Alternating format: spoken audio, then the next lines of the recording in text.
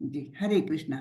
तो हमने पहले दिन देखा था कि किस प्रकार अर्जुन के मन में भ्रम उत्पन्न हो गया था और उन्होंने अल्टीमेटली बोल दिया था कृष्ण को कि मैं युद्ध नहीं कर सकता, मैं युद्ध नहीं करूंगा। और उन्होंने अपना धनुष बाण तक रख दिया और वे रथ में एकदम दुखी होकर, निराश होकर बैठ गए, है ना। तो यानी उनको आगे क्या करना है, क्या करना चाहिए, इसके बारे में उनको जरा भी समझ में नहीं आ रहा था। और तब वे जाके दूसरे अध्याय में भगवान को शरण गए। हे कृष्ण, मैं आपका शरणागत हूँ, मैं आपका शिष्य हूँ, इसलिए आप गुरु बनकर मेरे लिए श्रेयस्कर क्या है, मेरे लिए लंबे समय के लिए हितकारक क्या है, वो बात मुझे बताएं। तो इस प्रकार वे शरणागत होकर उपदेश मांगते हैं भगवान से, और तब जाकर भगवान श्री कृष्ण अपना उपदेश चालू करते हैं कि जीवन किस तरह जिया जाना चाहिए। सबसे पहले उन्होंने ये बताया कि हम ये शरीर नहीं, हम आत्मा है। यानी ये शरीर हमारे लिए एक टेम्पररी आवास जैसा है। बहुत कम समय के लिए हम इस शरीर में आ गए हैं। और फिर हमारा होता क्या है कि हम शरीर को ही स्व मान लेते हैं, खुद को मान लेते हैं कि मैं, यानी ये शरीर, और इस शरीर से संबंधित जो भी है वो सब मेरा है ना। ये मेरे रिश्तेदार, ये मेरे बच्चे, ये मेरे घर वाले, है ना। ऐसे ये मेरा पैसा, ये मेरी धन दौलत, ये मेरा घर, सब मेरा और मैं, इसमें ही हम उलझे रहते हैं जीवन भर।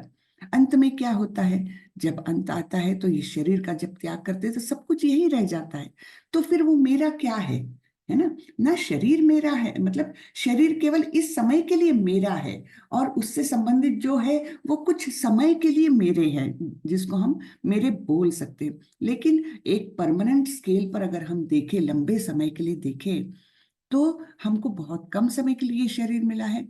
ये सब रिश्ते नाते, मेरा, मैंने जो है वो बहुत कम समय के लिए है। तो हम उसी से अटैच होकर, होता क्या है, फिर से हम जन्म मृत्यु के चक्कर में आ जाते हैं, है ना। क्योंकि लालसा मन में क्या रहती है, ये मेरा घर है, इसकी सुरक्षा मुझे करनी है।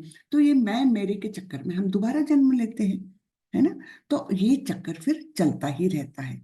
इससे बाहर निकलने का केवल एक ही मार्ग है कि हमारे स्वत्व को जाने, मैं असली में कौन हूँ, ये जानना बहुत ही इंपॉर्टेंट है। और भगवत गीता हमें ये ही सिखाती है कि मैं असली में कौन हूँ, और अगर मुझे ये देह मिला है तो इसको, इस जीवन को मैंने कैसे पार करना है, और अल्टीमेटली जो मेरा लक्ष्य है, मेरा जो गोल है, वहां तक मुझे कैसे पहुंचना है ना। इस मनुष्य जीवन में यही एक कारण है जिसके द्वारा हम पशु से कुछ अलग है ये दिखा सकते हैं। धर्मो ही एको अधिको विशेषो, धर्मेण ही ना पशु भी समाना। ठीक है ना। तो ये भगवत गीता का ये बहुत ही महत्वपूर्ण, सबसे महत्वपूर्ण ये एक बात है। इसके आगे भी बहुत सारी बातें हम सीखने वाले हैं भगवत गीता के माध्यम से।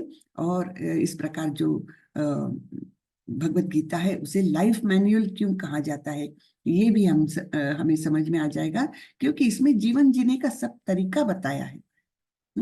जीवन कैसे जीना चाहिए और सक्सेसफुली कैसे जीना है। कुत्ते बिल्ली भी जीते हैं, हम भी जिए वैसे ही। नहीं, हमको मनुष्य जीवन मिला है, और बहुत बड़े भाग्य से हमको ये भगवत गीता का कहीं तो भी स्पर्श हो रहा है जीवन में। बहुत बड़ा भाग्य है हमारा। तो इस भाग्य को हमने ठुकराना नहीं चाहिए, और इसके माध्यम से अपने जीवन को सफल बनाना है। जीवन को सफल बनाना है, यानी ये नहीं होता कि बहुत सारा धन इकट्ठा कर लिया और बहुत सारे लोग वाहवाही कर रहे हैं। ये सब सक्सेस नहीं है, ये बहुत टेम्पररी चीजें हैं। उसके प्रति हमें अटैचमेंट नहीं रखना चाहिए। तो हमें अटैचमेंट किससे रखना है, केवल कृष्ण से। हाँ, कृष्ण ही सब कुछ है। तो हमें कृष्ण के पास ही जाना है। ये जब जीवन का ध्येय हो जाएगा, जीवन अपने आप में सुंदर हो जाता है। ठीक है, अपने आप में मन में बड़ी शांति हो जाती है, और हर दिन एक नया आनंद लेकर आता है, ऐसा लगता है। आप कभी भी भगवत गीता उठाओ, कोई भी श्लोक पढ़ो, आपको लगेगा अरे इसका मतलब तो मैंने इतनी बार पढ़ा फिर भी नए सिरे से मुझे लग रहा है। तो ये ऐसे नित्य नवीन ऐसी जो भगवत गीता है उसके माध्यम से हमको अब सीखना है कि जीवन कैसे जीना है और परम लक्ष्य कैसे हमने हासिल करना है। ठीक है ना। तो चलिए मैं ये शेयर करती हूँ, पीपीटी शेयर करती हूँ और उसके बाद मंगलाचरण करती हूँ। एक मिनट।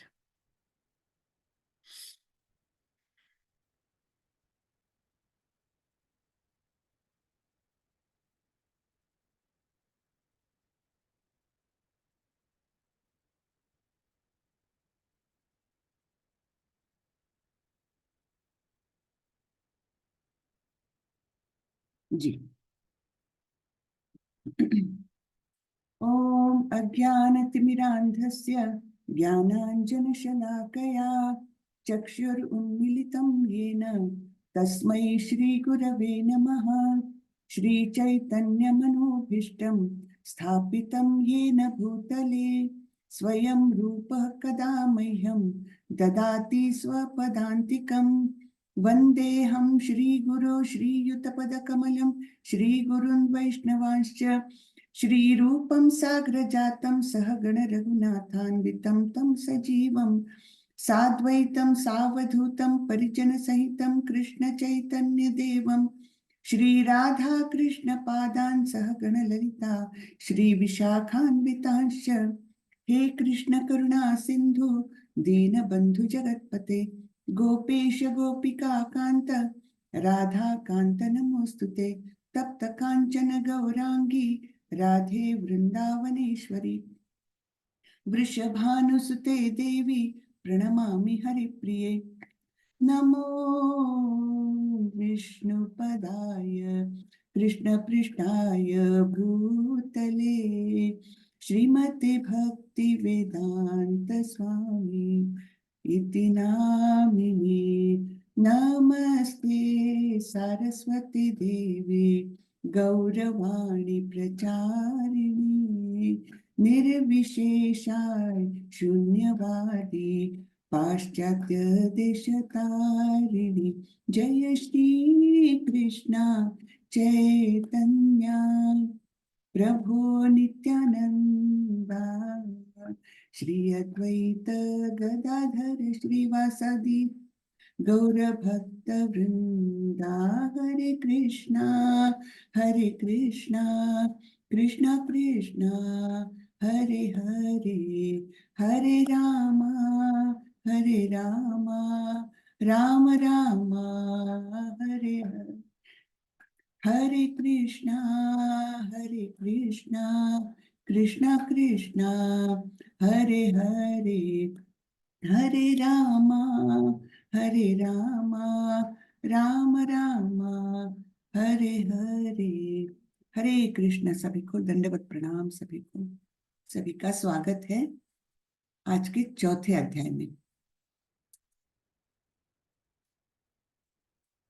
तो चलिए हम चालू करते हैं चौथा अध्याय। तो इसका नाम है ज्ञान योग। ठीक है, ज्ञान योग यानी दिव्य ज्ञान। इस दिव्य ज्ञान के माध्यम से हमें कर्म करना है ना। है तो ये 6 अध्याय जो है, पहले 6 अध्याय ये कर्मयोग प्रधान ही है, लेकिन कर्म भी कैसे किया जाए उसके बारे में हम जानकारी लेने वाले हैं। तो ये इसका नाम है ज्ञान योग या दिव्य ज्ञान, उसके द्वारा हमें कर्म करना है। इसमें हम जानेंगे कि भगवत गीता का इतिहास क्या है। भगवत गीता क्या पहली बार बताई जा रही है अर्जुन को, या इसके पहले भी भगवान ने किसी को बताई है, इसके बारे में जानेंगे। ठीक है, तो ये है भगवत गीता यथा रूप, यानी जैसे कृष्ण ने अर्जुन को बताई बिल्कुल वही गीता है। खास मतलब उसका तात्पर्य है, उसमें प्रभुपाद जी ने उसका जो संदेश का बेस है उसको बिल्कुल भी नहीं खराब होने दिया है। बहुत सारे भगवत गीता के भाष्य हुए हैं, बहुत सारे लोगों ने लिखा है भाष्य, लेकिन मोस्टली उसमें क्या होता है, वो मनुष्य अपने मन के विचार या अपने मन की धारणाएं जो है वो उसमें घुसा देते हैं। होता क्या है कि जैसा भगवान ने बोला और जैसा अर्जुन ने समझा, उस भाव को जो है वो बदल दिया जाता है। तो वैसा प्रभुपाद जी ने बिल्कुल होने ही नहीं दिया। और क्योंकि ये वंश परंपरा से आया हुआ ज्ञान है, गुरु शिष्य परंपरा से आया हुआ शुद्ध ज्ञान है, इसलिए प्रभुपाद जी ने उसको जरा भी कलुषित ना करते हुए हमारे सामने बिल्कुल यथारूप में भगवत गीता रखी है। आगे बढ़ते हैं हम। तो पहला श्लोक आता है भगवत गीता का इतिहास। हम जानेंगे कि भगवत गीता भगवान ने पहले किसे बताई है। श्री भगवान उवाच इमं विवस्वते योगं प्रोक्तवान हमव्ययम् विवस्वान् मनवे प्राह मनुरिक्ष्वाकवे ब्रवीत्।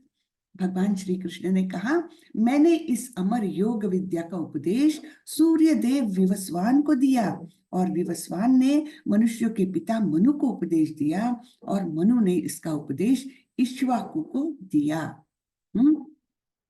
तो अब सूर्य देव विवस्वान है ना। अब हम तो जानते ही नहीं थे कि सूर्य पर भी कोई लोग रहते हैं और उनके भी राजा है। राजा है तब प्रजा तो होनी ही चाहिए ना, नहीं तो कैसे राजा बने।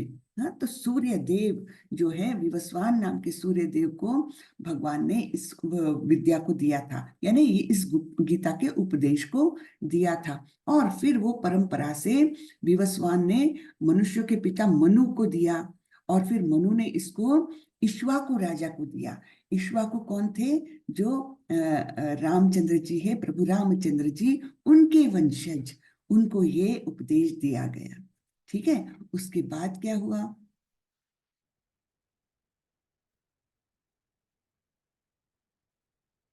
ये ऐसे परंपरा से ये ज्ञान आया इक्ष्वाकु तक और उनके बाद भी कई राजर्षियों ने इसे आगे बढ़ाया।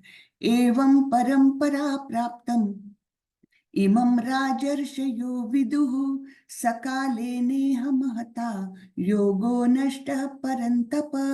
इस प्रकार यह परम विज्ञान गुरु परंपरा द्वारा प्राप्त किया गया और राजर्षियों ने इसी विधि से इसे समझा, किंतु कालक्रम में यह परंपरा छिन्न हो गई, अतः यह विज्ञान यथारूप में लुप्त हो गया लगता है। तो अर्जुन को बता रहे हैं कृष्ण कि कैसे मैंने विवस्वान को ये ज्ञान पहले दिया था, उन्होंने वंश परंपरा से मनु को दिया, मनु ने इक्ष्वाकु को दिया, है ना। इस प्रकार से और आगे वो राजर्षियों में बढ़ता गया ये ज्ञान। राजर्षि किसे बोलेंगे? कि है तो राजा लेकिन ऋषियों के समान है राजा, है ना। यानी कोई बिना आसक्ति के वो राज्य करे उसे कहेंगे राजर्षि। राज प्लस ऋषि, है ना। तो ऐसे प्रकार के हमारे पूर्वज थे कि राजा भी रहते थे लेकिन एकदम निस्पृह भाव से, उसको एंजॉय करने के लिए नहीं कि मैं राजपाट का उपभोग करूंगा, इस विचार से नहीं वो राज करते थे। वे प्रजा की सेवा करने के उद्देश्य से राजा बने रहते थे, ठीक है ना। उन्हें कहते थे राजर्षि। तो अनेक राजर्षियों ने इसे समझा, लेकिन फिर क्या हुआ कि काल के मतलब समय के अनुसार फिर वो यथारूप में ज्ञान नहीं रहा। इसको विज्ञान कहा है भगवान ने। विज्ञान यानी प्रैक्टिकल नॉलेज। हाँ, तो ये प्रैक्टिकल नॉलेज जो है वो यथारूप में रहा ही नहीं, उसका स्वरूप लोग अपने मन से बदलते गए और वो लुप्त हो गया। ठीक है।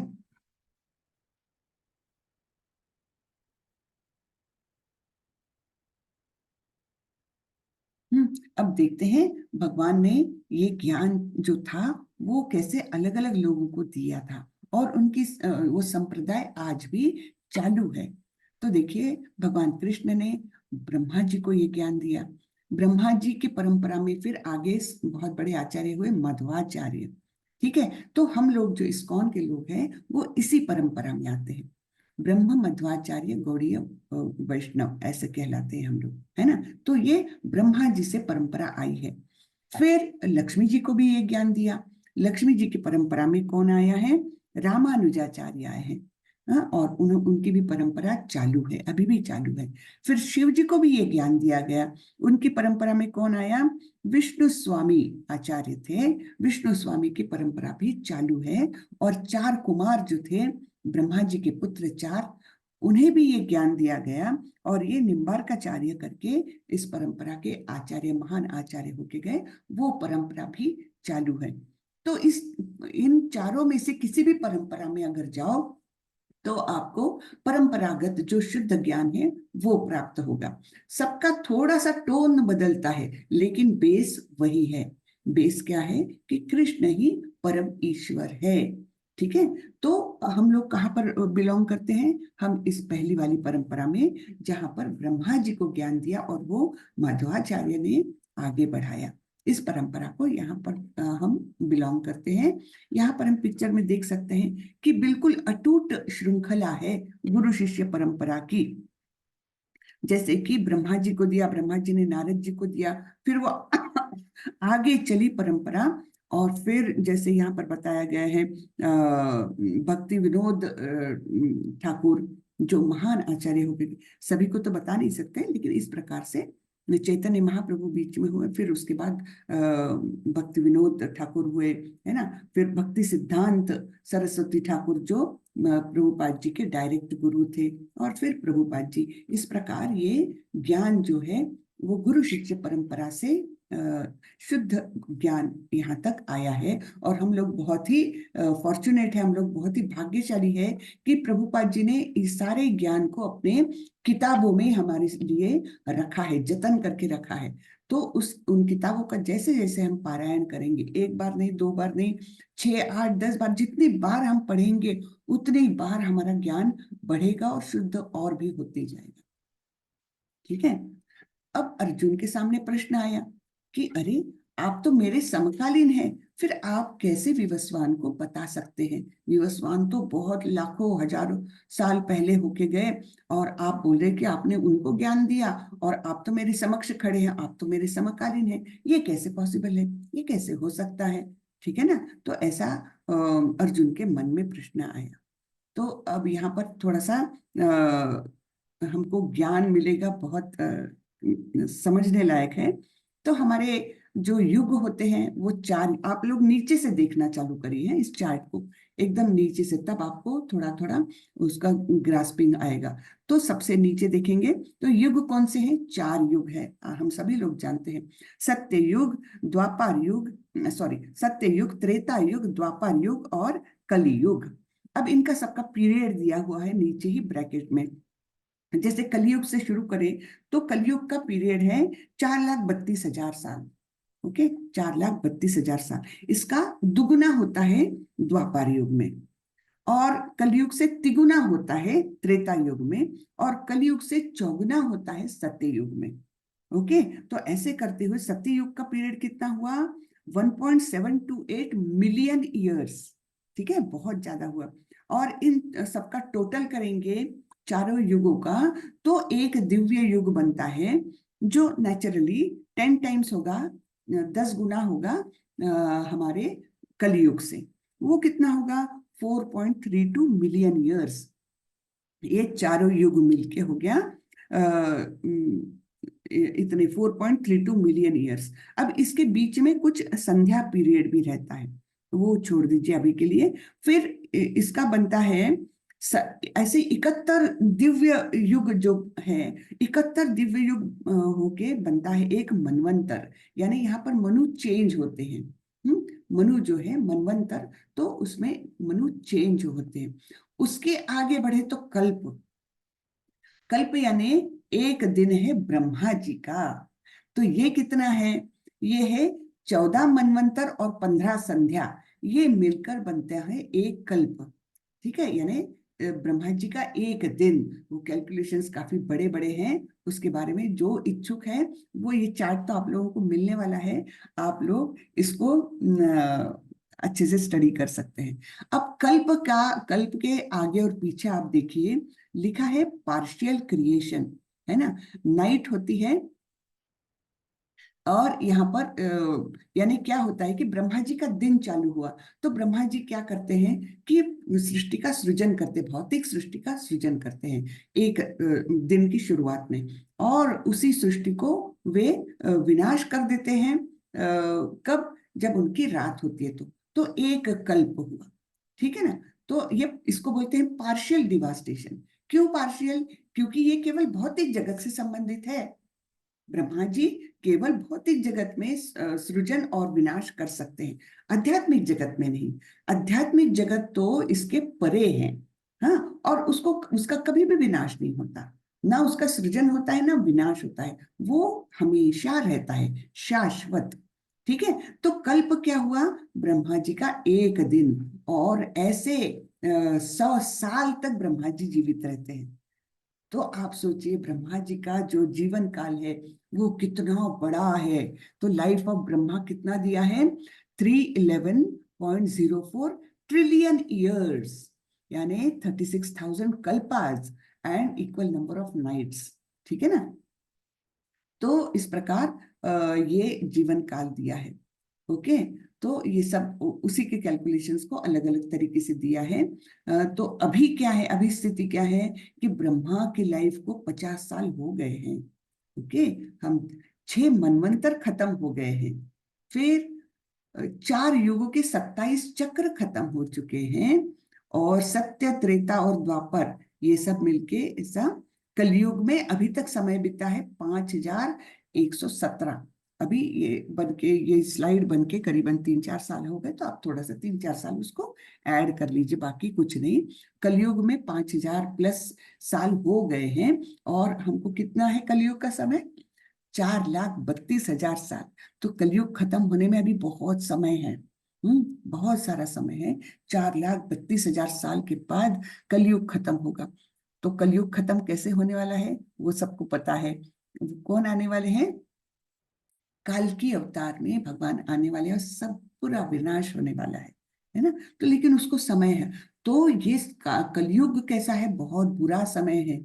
कलयुग का सिर्फ गोल्डन पीरियड है ये पहले 10,000 साल, जिसमें कि 5,000 साल निकल गए हैं। और इसको गोल्डन पीरियड क्यों कहा गया है, क्योंकि इसी पीरियड में स्वयं कृष्ण आए थे चैतन्य महाप्रभु के रूप में, और वो हमारे लिए एक सुंदर मंत्र, एक वरदान देकर गए हैं, हरे कृष्ण महामंत्र का जप। तो ये जप बोला गया है कि एक समय इस गोल्डन पीरियड में, यानी इस 10,000 वर्षों के कालावधि में, एक समय ऐसा आने वाला है जब हर घर, हर गली, हर मनुष्य के मुंह पर रहेगा हरे कृष्ण महामंत्र। वो गोल्डन पीरियड रहेगा।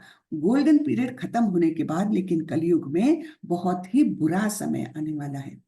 कोई किसी की बात नहीं सुनेगा, वो तो अलग। हाँ, लेकिन अन्न की कमी, पानी की कमी, ये सब कमियां ऐसे हो जाएगी कि मनुष्य मनुष्य को मार के खाएगा।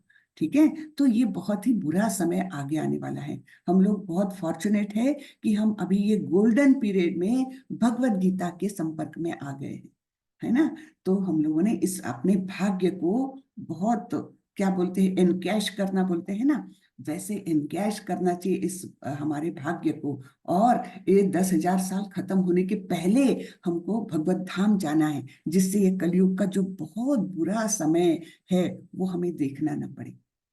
ठीक है ना। तो ये महत्व है, इस सब ज्ञान का ये महत्व है कि हमारे पास काफी कम समय है, 5,000 साल है, और मनुष्य जन्म पता नहीं आगे फिर से मिलेगा कि नहीं। पता नहीं हमने क्या इस जन्म में किए होंगे, या पिछले जन्मों के कुछ होंगे कर्म हमारे, तो अगला जन्म हमें मनुष्य का मिलेगा ही कि नहीं, ये गारंटी नहीं है। अभी मिला हुआ है, इसको हम एनकैश कर लें, और भगवान की भक्ति करके ऐसी परिस्थिति में आए कि हमको भगवान ले जाएं अपने धाम। ठीक है ना, चलिए। तो ये मनु का जीवन, ये सब सारे कैलकुलेशंस दिए हैं। तो हम आखिरी की लाइन पढ़ते हैं, यह स्वीकार करते हुए कि मनु के जन्म से पहले गीता का ज्ञान भगवान ने उनके शिष्य सूर्य देवता विवस्वान को दिया था। हम्म,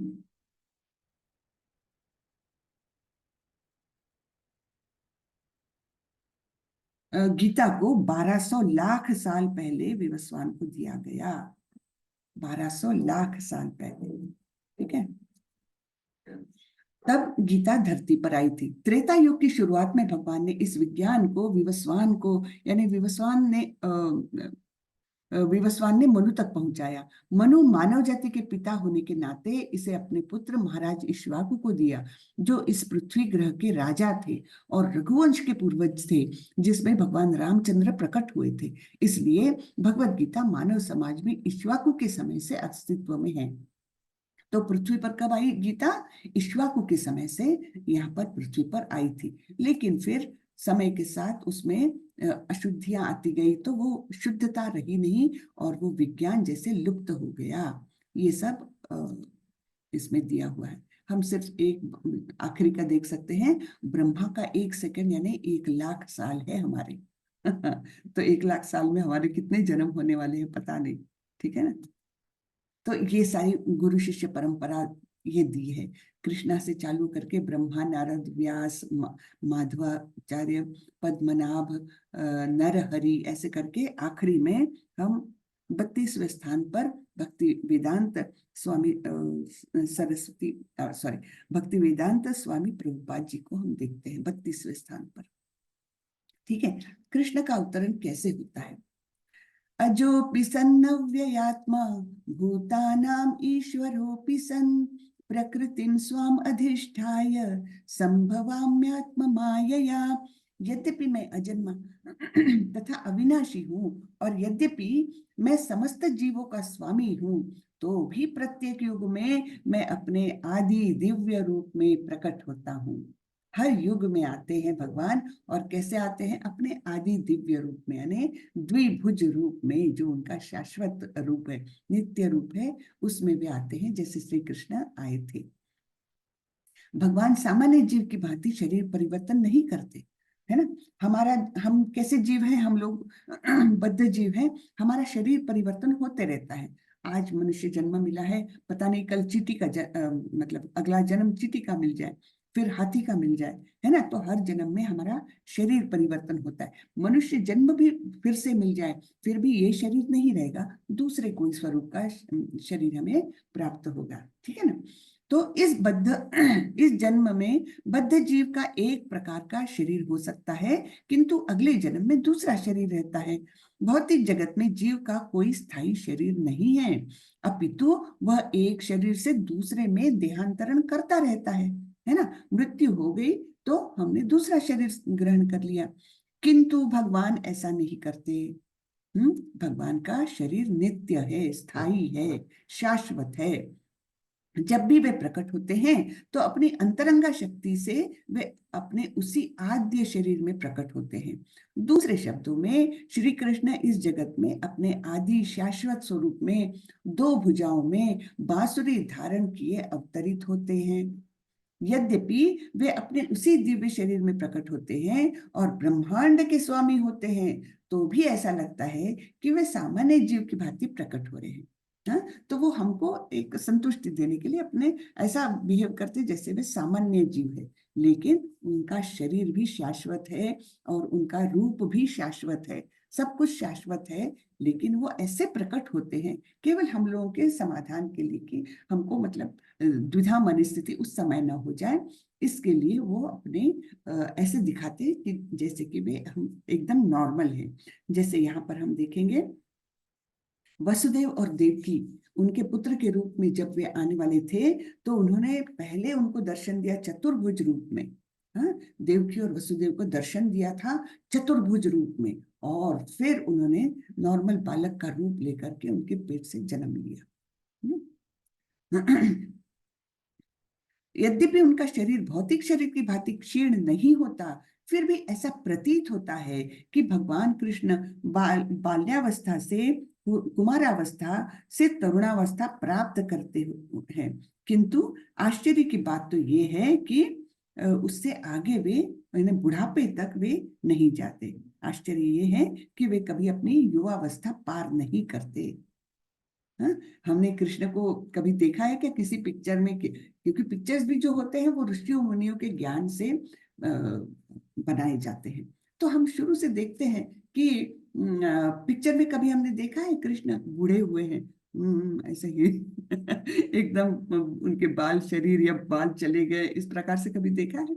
कभी भी नहीं देखा। वे चिर तरुण रहे, है ना। उनकी आयु इतनी बढ़ गई, लेकिन फिर भी वे, यानी उनके बेटों के बेटों के बेटे भी हो गए, फिर भी वे उतने ही यंग दिखते थे। ठीक है। कृष्ण का अवतरण कब होता है?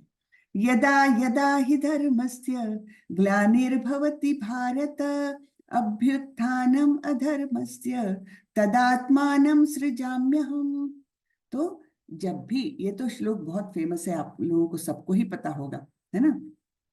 हे भरतवंशी, जब भी और जहां भी धर्म का पतन होता है और अधर्म की प्रधानता होने लगती है, तब तब मैं अवतार लेता हूँ। कब अवतार लेते हैं ये बताया कि यदा यदा ही धर्मस्य, जहां पर जब भी ग्लानि होती है, यानी धर्म का पतन होता है, तब तब मैं वहां पर जन्म लेता हूँ, अवतार लेता हूँ। ठीक है। और कृष्ण का अवतरण क्यों होता है, किस कारण से होता है, क्या प्रयोजन है उसके पीछे? तो प्रयोजन ये है, परित्राणाय साधूनां विनाशाय च दुष्कृतां धर्म संस्थापनार्थाय संभवामि युगे युगे। तो 3 कारण से भगवान अवतार लेते हैं, भक्तों का उद्धार करने, दुष्टों का विनाश करने तथा धर्म की फिर से स्थापना करने के लिए मैं हर युग में प्रकट होता हूँ। 3 कारणों से भगवान लेते हैं। अब हम सोचेंगे, भगवान के तो इतने देवी देवता उनकी आज्ञा का पालन करने के लिए बिल्कुल तत्परता से खड़े हैं, तो फिर दुष्टों को मारने के लिए खुद क्यों आना पड़ता है भगवान को? हाँ, खुद क्यों आते हैं? भाई ये काम तो कोई भी कर सकता है, जाओ भाई तुम जाओ और ये काम करके आओ, इस दुष्ट को मार के आओ, किसी को भी बोल सकते हैं। लेकिन भगवान स्वयं आते हैं पहले काम के लिए, भक्तों को प्रसन्नता देने के लिए, भक्तों को आनंद देने के लिए, उनका उद्धार करने के लिए, उसके लिए वे स्पेशली आते हैं। दुष्टों को मारने के लिए तो उनके पास कई लोग हैं, कोई भी जाके एक चपट मार के आएगा तो खत्म हो जाएगा।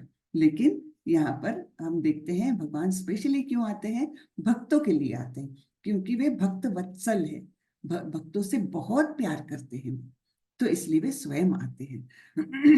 भगवान के ऐसे अनेक अनुचर हैं जो असुरों का संहार करने में सक्षम है, किंतु भगवान तो अपने उन निष्काम भक्तों को तुष्ट करने के लिए विशेष रूप से अवतार लेते हैं जो असुरों द्वारा निरंतर तंग किए जाते हैं।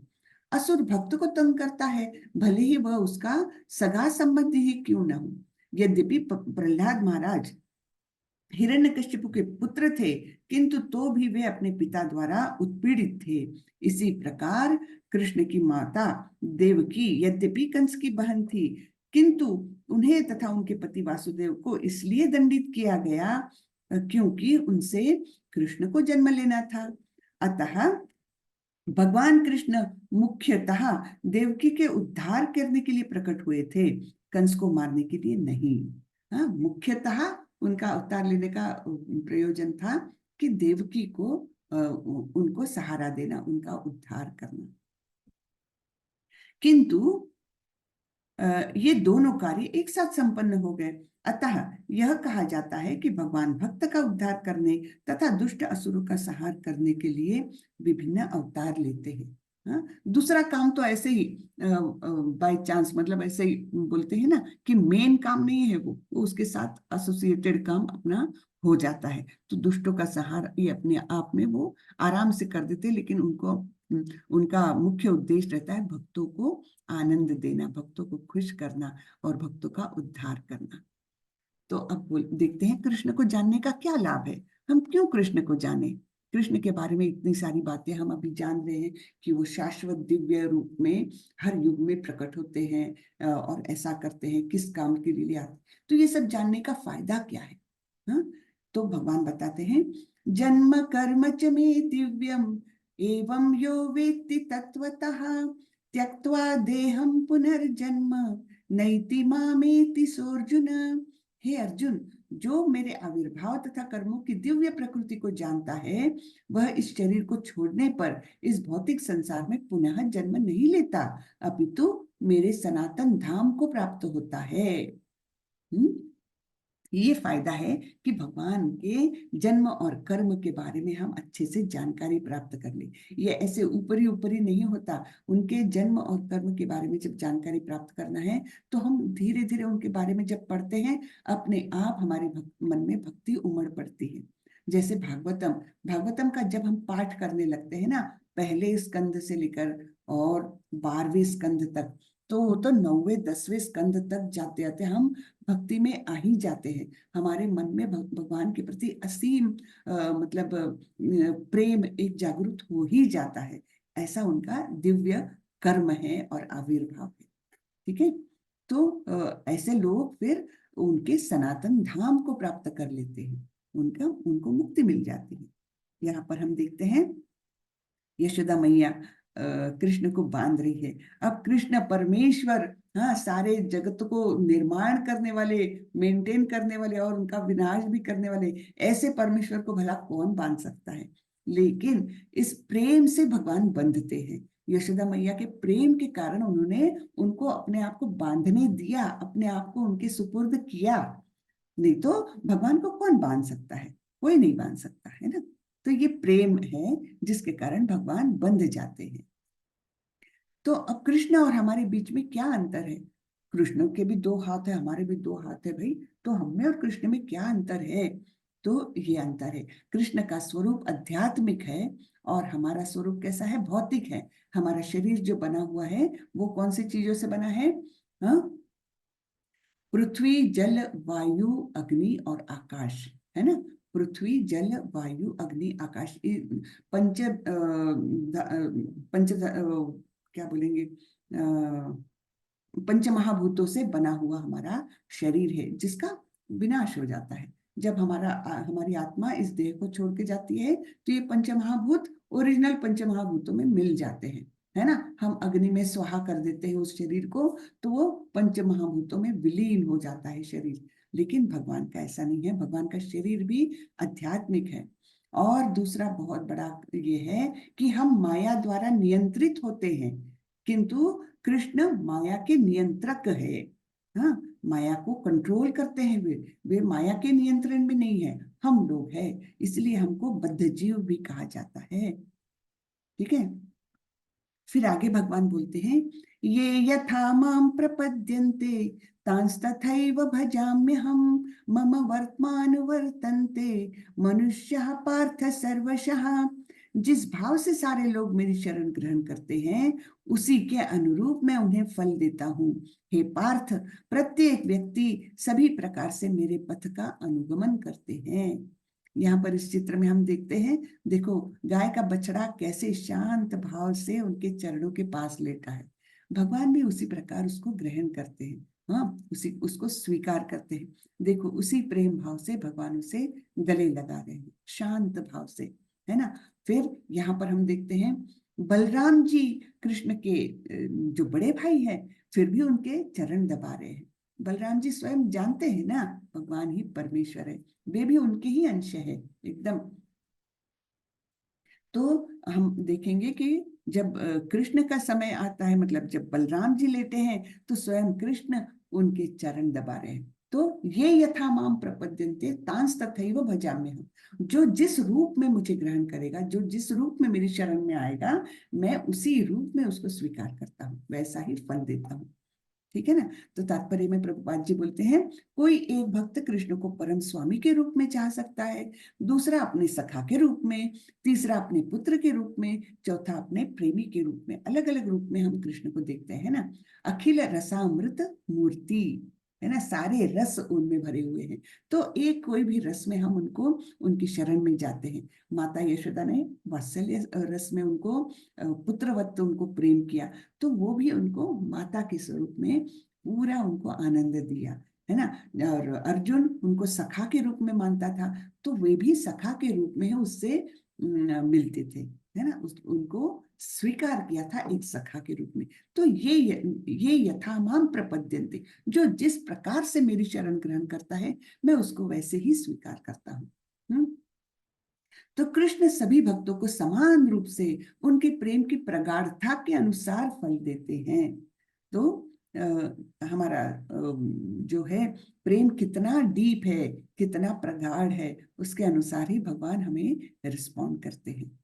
ठीक है। इस संसार में मनुष्य सकाम कर्मों में सिद्धि चाहते हैं, फलस्वरूप वे देवताओं की पूजा करते हैं। निस्संदेह इस संसार में मनुष्य को सकाम कर्म का फल शीघ्र प्राप्त होता है। सकाम कर्म यानी क्या, कि भगवान मेरे बेटे को पास कर दे, मैं 1.25 किलो पेड़े चढ़ाऊंगा, ये हुआ सकाम कर्म, है ना। तो भगवान बोलते हैं ऐसे सकाम कर्म का फल मिलता है उनको? नहीं मिलता, ऐसा नहीं। हाँ, क्योंकि ये लोग देवी देवताओं के पास जाते हैं, सकाम कर्म से उनकी मतलब इच्छा से उनकी पूजा करते, कोई इच्छा लेकर पूजा करते हैं तो इनकी इच्छाएं पूरी होती है। और कौन करता है ये इच्छाएं पूरी? एक्चुअली देवी देवता डायरेक्टली नहीं करते, वे तो कृष्ण से परमिशन लेकर हमारी इच्छाएं पूरी करते हैं। तो प्रभुपाद जी बोलते हैं तात्पर्य में, इस जगत के देवताओं के विषय में भ्रांत धारणा है और विद्वत्ता का दंभ करने वाले अल्पज्ञ मनुष्य इन देवताओं को परमेश्वर के विभिन्न रूप मान बैठता है। ये अपने यहाँ बड़ी गड़बड़ की बात है कि हम लोग सोचते हैं कि क्या फर्क पड़ता है, सभी भगवान तो एक है, हम गणपति जी की पूजा करें या शिव जी की पूजा करें या इनकी करें उनकी करें, क्या है, क्या फर्क पड़ता है, फल मतलब हम भगवान तो एक ही है। वैसा नहीं है, हर एक का स्थान अलग अलग है और ये भगवत गीता में भगवान ने स्वयं स्पष्ट रूप से बताया है। ठीक है, तो हमको हर एक का स्थान जानना चाहिए। कोई गलती नहीं है उसमें कि हम देवताओं के चरणों में जाएं, कोई गलती नहीं, उनको भी बहुत सम्मान देना चाहिए, किंतु हमको ये जानना चाहिए कि इनके भी ऊपर कौन है? कृष्ण है। ठीक है ना? तो वस्तुतः ये देवता ईश्वर के विभिन्न रूप नहीं होते, किंतु वे ईश्वर के विभिन्न अंश होते हैं। तो रूप और अंश में फर्क हुआ ना, ये हमको समझना चाहिए। सारे ही देवी देवता भगवान के अंश स्वरूप है। ईश्वर तो एक है किंतु अंश अनेक है। ठीक है ना? तो ईश्वर एक है और वे है कृष्ण। ब्रह्म संहिता में पहला ही श्लोक आता है, वो क्या बोलता है? ईश्वर परम कृष्ण सच्चिदानंद विग्रह अनादिर आदिर गोविंद सर्व कारण कारणम। तो ब्रह्म संहिता ने ब्रह्मा जी ने स्वयं बोला हुआ है कि ईश्वर तो एक ही है। ईश्वर परम कृष्ण यानी सबसे टॉप मोस्ट ईश्वर कौन है? सर्वोच्च ईश्वर कौन है? कृष्ण है, और वे ही सभी कारणों के कारण हैं। हम तो ये ब्रह्मा जी स्वयं लिख के गए हैं। तो हमको ये, और एक ही जगह नहीं, अनेक जगह शास्त्रों में हमको मिलता है कि कृष्ण ही सर्वे सर्वा है, कृष्ण ही सभी कारणों के कारण है। ईश्वर ही कृष्ण ही परमेश्वर है, परम ईश्वर, ईश्वरों में परम, हाँ, वे ही परम सत्य है। हाँ, ये हमको अनेक शास्त्रों से उसके बारे में जानकारी मिलती है, वो ज्ञान हमने लेना चाहिए। ऐसे नहीं कि बिना ज्ञान के हम किसी की भी पूजा करें। लोग तो आजकल इंसानों की भी पूजा करने लग गए हैं, आर्टिस्ट के भी, कोई फिल्म आर्टिस्ट का भी मंदिर बना देते हैं, वहां पूजा करते हैं। ये सब बहुत मतलब हम गलत रास्ते पर जाते हैं इस प्रकार से। ठीक है? चातुर्वर्ण्यं मया सृष्टं गुणकर्म विभागशः तस्य कर्तारमपि मां विद्य कर्तारमव्ययम्। प्रकृति के तीनों गुणों और उनसे संबंध कर्म के अनुसार मेरे द्वारा मानव समाज के 4 विभाग रचे गए हैं। यद्यपि मैं इस व्यवस्था का सृष्टा हूँ, किंतु तुम यह जान लो कि मैं इतने पर भी अव्यय अकर्ता हूँ। तो समाज के 4 विभाग कौन से हैं? सभी को पता है, ब्राह्मण क्षत्रिय वैश्य शूद्र। अब ये वर्ण आज तक चल रहे हैं, लेकिन इनका स्वरूप बिल्कुल ही खराब हो गया है। भगवान क्या बोल रहे हैं? ये चातुर्वर्ण, ये 4 वर्णों का मैंने सृजन किया है, मैंने बनाए हैं ये 4 वर्ण। लेकिन कैसे बनाए हैं? गुण कर्म विभागशः। वो यहाँ अभी हम लोग सब लोग भूल गए हैं कि भगवान ने ये 4 वर्ण तो बनाए, लेकिन वो किस बेस पर बनाए? जन्म की बेस पर बनाए क्या? बिल्कुल नहीं। हाँ, ऐसा नहीं है कि ब्राह्मण का बेटा ब्राह्मण ही होगा, क्षत्रिय का बेटा क्षत्रिय ही होगा, ये भगवान ने बिल्कुल नहीं कहा है। लेकिन हम अधूरा ज्ञान लेते हैं और फिर उस अधूरे ज्ञान से आगे बढ़ के समाज का विनाश करते हैं। वो बिल्कुल यहाँ पर हम देख रहे हैं कि गुण कर्म विभागशः, गुण और कर्म के बेसिस पर, उसके आधार पर भगवान ने समाज के ये 4 वर्ण बनाए हैं। और आगे भगवान बोलते हैं कि यद्यपि मैं इस व्यवस्था का सृष्टा हूँ, यानी मैंने ये सब बनाया है, लेकिन मैं कोई ब्राह्मण हूँ, मैं क्षत्रिय हूँ, मैं वैश्य शूद्र, मैं इन कोई भी बंधन में नहीं हूँ, मैं इनके ऊपर हूँ। और है ना? तो इसमें मैं कहीं भी बंधा हुआ नहीं हूँ, लेकिन मैंने समाज के लिए ये 4 वर्ण बनाए हैं जो उस व्यक्ति के गुण और कर्म के आधार पर है। ब्राह्मण का बेटा अगर चाहेगा कि मैं इस जगह को प्रोटेक्ट करूं, मैं इस जगह को लोगों को मतलब कोई संकट से बचाऊं और इस प्रकार जीवन व्यतीत करूं, तो वो क्षत्रिय कहलाना चाहिए, क्योंकि उसमें गुण है क्षत्रिय के। लेकिन हम क्या सोचते हैं कि नहीं, ब्राह्मण का बेटा है तो ब्राह्मण ही कहलाएगा। वैसा नहीं है। अगर उसमें गुण और उसके कर्म जो है वो क्षत्रिय के दिखते हैं तो उसे क्षत्रिय क्या कहना चाहिए। अगर उसको खेती बाड़ी में इंटरेस्ट है ब्राह्मण के बेटे को, तो वो वैश्य कहलाना चाहिए, और उसी के अनुसार उसका वर्ण निश्चित होना चाहिए। ठीक है। न मां कर्माणि लिम्पन्ति न मे कर्म फले स्पृहा इति मां योऽभिजानाति कर्मभिर्न स बध्यते। मुझ पर किसी कर्म का प्रभाव नहीं पड़ता, न ही मैं कर्मफल की कामना करता हूँ।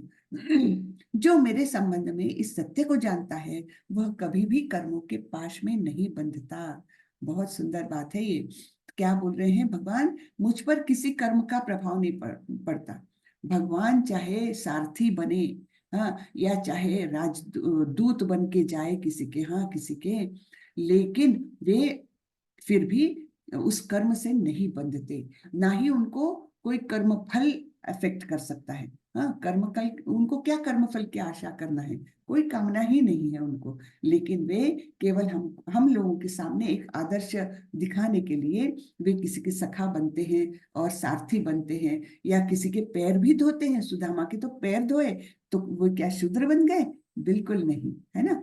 तो वे किसी भी कर्म से नहीं बनते, और इस सत्य को जो भी जानता है वो भी कर्म से नहीं बंधेगा, क्योंकि कर्म बंधन ही हमें बार बार इस भौतिक जगत में लेकर आता है, बार बार इस जीवन मृत्यु के चक्कर से हमें बांधे रखता है। तो यहाँ पर हम देखते हैं, देखिए सुदामा के पैर धो रहे हैं, तो क्या वे शूद्र बन गए? नहीं, वे तो वही रहे जो भगवान है। हाँ, फिर यहाँ पर वो वैश्य के काम कर रहे हैं, गो पालन कर रहे हैं, गायों को चराने ले जा रहे हैं, उनकी सेवा कर रहे हैं, तो क्या वे वैश्य बन गए? नहीं। यहाँ पर क्षत्रिय, एक क्षत्रिय के सारथी बने, वो भी नहीं, है ना। तो इस प्रकार कोई भी काम कर ले, उस काम के प्रति वो बंधन में नहीं आते, नहीं उनके कर्म फल उनको कोई अफेक्ट कर सकते हैं। तो प्राचीन काल में समस्त मुक्तात्माओं ने मेरी दिव्य प्रकृति को जान करके ही कर्म किया। तो इसलिए अर्जुन को बोल रहे हैं, अतः तुम्हें भी चाहिए कि उनके पद चिन्हों का अनुसरण करते हुए अपने कर्तव्य को का पालन करो। अर्जुन को बता रहे हैं कि इसके पहले बहुत सारे ऋषि मुनियों ने जो मुक्तात्मा थे, यानी इस बद्ध जीवन में रहते हुए भी उनकी एक अवस्था थी, मुक्त अवस्था थी। तो ऐसे महात्माओं ने मेरी प्रकृति को जाना। क्या क्या जाना? कि जन्म कर्म च मे दिव्यम एवं यो वेत्ति तत्वतः त्यक्त्वा देहम पुनर्जन्म नैति मामिति सोर्जुन। तो उन्होंने मेरे जन्म और कर्म के दिव्य स्वरूप को जाना, मेरे आविर्भाव के दिव्य स्वरूप को जाना, और फिर ऐसे वे मुक्तात्मा बन गए, और उन्होंने ये जान करके अपने जीवन में कर्म किए। तो तुम भी वैसे ही करो, ऐसे भगवान बोल रहे हैं। तो तात्पर्य में प्रभुपाद जी बोलते हैं, मनुष्य की दो श्रेणियां हैं। कुछ के मनों में दूषित विचार भरे रहते हैं और कुछ भौतिक दृष्टि से स्वतंत्र होते हैं। कृष्ण भावनामृत इन दोनों श्रेणियों के व्यक्तियों के लिए समान रूप से लाभप्रद है। देखिए बहुत अच्छा, मतलब ये कृष्ण भावनामृत जो है ना, वो ऐसा नहीं है कि जो बहुत एडवांस्ड है आध्यात्मिक दृष्टि से उन्हीं को फायदा करेगा, ऐसा नहीं है। ये सामान्य से सामान्य व्यक्ति को भी बहुत फायदा करेगा कृष्ण भावनामृत। तो जिनके मनों में दूषित विचार भरे हैं उन्हें चाहिए कि भक्ति के अनुष्ठानों का पालन करते हुए क्रमिक शुद्धिकरण के लिए कृष्ण भावनामृत ग्रहण करें। हाँ, धीरे धीरे धीरे उनकी प्रगति होगी। लेकिन उनको जो यम नियम जो भी बताए हैं उनका सबका पालन करना चाहिए, तब धीरे धीरे उनमें शुद्धिकरण होगा, वो शुद्ध हो जाएंगे, कल्मश निकलते जाएंगे, और फिर उनकी प्रगति होगी। और दूसरे प्रकार के जो लोग हैं जिनके मन पहले से ही ऐसी अशुद्धियों से स्वच्छ हो चुके हैं, वे उसी कृष्ण भावनामृत में अग्रसर होते रहे, जिससे अन्य लोग उनके आदर्श कार्यों का अनुसरण कर सके और लाभ उठा सके। तो प्रभुपाद जी बोलते हैं दोनों प्रकार के लोगों के लिए ये बहुत ही अच्छा है मार्ग। कर्मणो ह्यपि बोद्धव्यम बोद्धव्यं च विकर्मणः अकर्मणश्च बोद्धव्यम गहना कर्मणो गतिः। तो कर्म जो हम करते हैं तो कर्म की बारीकियों को समझना अत्यंत कठिन है। अतः मनुष्य को चाहिए कि वह यह ठीक से जाने कि कर्म क्या है, विकर्म क्या है और अकर्म क्या है। अब आप बोलेंगे कि मुझे जानकर क्या करना है, मैं तो अपना जीवन जी रहा हूँ सीधे साधे ढंग से तो मुझे जानने की क्या आवश्यकता। तो ये आप सबने हमने समझ लेना चाहिए कि देखो, नियमों के बारे में अज्ञान ये हमें छुटकारा नहीं दे सकता अगर हम कोई गलती करते हैं तो। जैसे कोई गांव से कोई व्यक्ति आता है शहर में और उसको ट्रैफिक रूल्स का कुछ पता नहीं है, लेकिन वो गलती करता है, तो उसको पनिशमेंट तो मिलेगी। वो ये बोल सकता है कि मुझे पता ही नहीं था इसलिए मैं इस रास्ते से चले गया, ये नहीं बोल सकता। अज्ञानता ये कोई उसका उसके गलती का परिमार्जन नहीं कर सकता, है ना। उसी प्रकार इस जीवन जीने में जो रूल्स है, जो कायदे हैं, उनके बारे में हम अज्ञानी रहे और हम बोलेंगे हमको तो पता ही नहीं है, तो हम कुछ भी करें, वैसा नहीं होता। जो आपके कर्म के अनुसार आपको फल मिलना है वो मिलेगा ही, चाहे आपको पता रहे आपको ना पता रहे। तो इसलिए हमको पता रहना बहुत आवश्यक है। क्या क्या पता रहना चाहिए कि कर्म क्या है, विकर्म क्या है, अकर्म क्या है, ये सब हमें पता रहे, तब हम बराबर रास्ते चल सकते हैं, है ना। तो अकर्म किसे कहते हैं? कृष्ण भावनामृत में किया हुआ कोई भी काम ये अकर्म है। जैसे यहाँ नारद मुनि को बताया, वो केवल नारायण नारायण नारायण का ही स्मरण चिंतन और उनके कीर्तन करते रहते हैं, है ना। तो ये हुआ अकर्म, इसमें कोई कर्म बंधन उत्पन्न नहीं होता। ठीक है। फिर दूसरा है अपने कर्मों की ये अभी एक ही बताया है, लेकिन विकर्म क्या होता है? विकर्म यानी जानबूझकर या अनजाने में भी कोई नियमों के अगेंस्ट काम करना, वो विकर्म होता है। तो जैसे किसी को तकलीफ नहीं देना चाहिए हमने इस जीवन में, तो ये एक नियम है, उसको हम जानबूझ के तोड़ते हैं कि यहाँ कचरा डालने से अगर मेरे पड़ोसी को तकलीफ होती है, तो ये जानकर या अनजाने भी मैंने कचरा डाल दिया, उस पड़ोसी को तकलीफ हो गई, तो क्या हुआ? वो विकर्म, उसका फल आपको मिलेगा। छोटा से छोटा या बड़ा से बड़ा कोई भी कर्म जो है वो ये तीनों श्रेणियों में ही आता है और उसके अनुसार ही हमको कर्म फल मिलता है। ठीक है। तो अपने कर्म फलों की सारी आसक्ति को त्याग कर सदैव संतुष्ट तथा स्वतंत्र रहकर वह सभी प्रकार के कार्यों में व्यस्त रहकर भी कोई सकाम कर्म नहीं करता।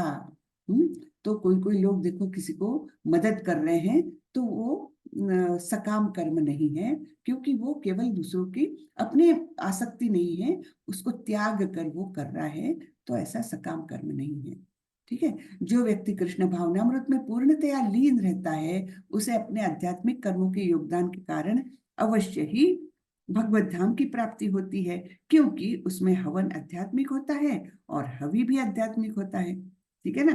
तो जो पूर्णतया लीन हो गया जैसे प्रभुपाद जी, तो उसमें तो उनको हम निश्चित रूप से भगवत धाम मिला, क्योंकि उनका सब कुछ समर्पित है, सब कुछ समर्पित है कृष्ण के प्रति, तब उनको निश्चित रूप से भगवत धाम मिला। तो कुछ कुछ लोग इनमें से कुछ जैसे विशुद्ध ब्रह्मचारी श्रवण आदि क्रियाओं तथा इंद्रियों को मन की नियंत्रण रूपी अग्नि में स्वाहा कर देते हैं। तो दूसरे लोग जो नियमित गृहस्थ है, वे इंद्रिय विषयों को इंद्रियों की अग्नि में ही स्वाहा कर देते हैं। ठीक है। तो अलग अलग प्रकार से हम आध्यात्मिक कर्म कैसे कर सकते हैं इसके बारे में बताया। तो ब्रह्मचारी लोग क्या करेंगे? कीर्तन वगैरह करते हैं और उसी में वे अपनी सारी मन की इच्छाओं को वगैरह सब उसमें उसी में स्वाहा हो जाता है। और जो गृहस्थ लोग हैं, उन्होंने क्या करना चाहिए? अपने नियत कर्तव्य करते हुए उसी में इंद्रिय विषयों को इंद्रियों की अग्नि में ही स्वाहा करना चाहिए। यानी कर्म करते करते ही अपने जो इंद्रिय तृप्ति की आकांक्षा है उसको उसी में स्वाहा कर देना चाहिए। ठीक है। कठोर व्रत अंगीकार करके कुछ लोग अपनी संपत्ति का त्याग करके कुछ कठिन तपस्या द्वारा, कुछ अष्टांग योग पद्धति के द्वारा अथवा दिव्य ज्ञान में उन्नति करने के लिए वेदों के अध्ययन द्वारा प्रबुद्ध बनते हैं। तो अलग अलग तरीका, हर मनुष्य अलग अलग तरीका अपनाता है, लेकिन एम तो एक ही है और उसमें यम नियमों से बंधा रहता है। ऐसा नहीं कि मन में आया वैसे किया, ये बिल्कुल नहीं है। जो कुछ शास्त्रों में लिखा है उसके आधार पर अपने को जो सूट करती है वो रास्ता पकड़ना, यही योग्य है। ठीक है ना। हाँ, लेकिन उसको शास्त्रों का आधार होना चाहिए। तो तात्पर्य में प्रभुपाद जी लिखते हैं, मानव जीवन के चारों आश्रमों के सदस्य कौन कौन रहते हैं? ब्रह्मचारी, गृहस्थ, वानप्रस्थ तथा सन्यासी पूर्ण योगी बनने के निमित्त है। तो हमने पहले देखा चातुर्वर्ण्य मया सृष्टम, यानी समाज के 4 अंग क्यों किए हैं? समाज की उन्नति के लिए। लेकिन ये आध्यात्मिक उन्नति के लिए जो आश्रम बनाए हैं भगवान ने, वो कौन से हैं? ब्रह्मचारी, गृहस्थ, वानप्रस्थ और सन्यासी। तो इस प्रकार ये 8 डिविजन्स होते हैं। तो व्यक्ति या तो ब्रह्मचारी, ब्राह्मण ब्रह्मचारी हो सकता है, क्षत्रिय ब्रह्मचारी हो सकता है ना। अलग अलग प्रकार से ये कॉम्बिनेशंस होते हैं। तो ये 4 डिविजन्स क्यों किए हैं? जिससे कि आध्यात्मिक उन्नति हो सके। हाँ, ब्राह्मण, क्षत्रिय ऐसे 4 वर्ण हैं, वो समाज की उन्नति के लिए, समाज के स्थायित्व के लिए। और ये 4 डिविजन्स है वो व्यक्ति के आध्यात्मिक उन्नति के लिए है। ठीक है। मानव जीवन पशुओं की भांति इंद्रिय तृप्ति के लिए नहीं बना है। अतएव मानव जीवन के चारों आश्रम इस प्रकार व्यवस्थित है कि मनुष्य आध्यात्मिक जीवन में पूर्णता प्राप्त कर सके। ब्रह्मचारी शिष्यगण प्रामाणिक गुरु की देखरेख में इंद्रिय तृप्ति से दूर रहकर मन को वश में करते हैं। तो पहले कैसे गुरुकुल में जाकर बच्चे पढ़ते थे, तो वहां पर स्ट्रिक्टली ब्रह्मचर्य का पालन होता था। और बहुत सारे नियम, समय से खाना, समय से जगना, इतना ही खाना, इस गुरु की सेवा इस प्रकार करना, इस प्रकार अपने नियत काम करना, ये सब एकदम गुरु के मार्गदर्शन में स्ट्रिक्टली होता था।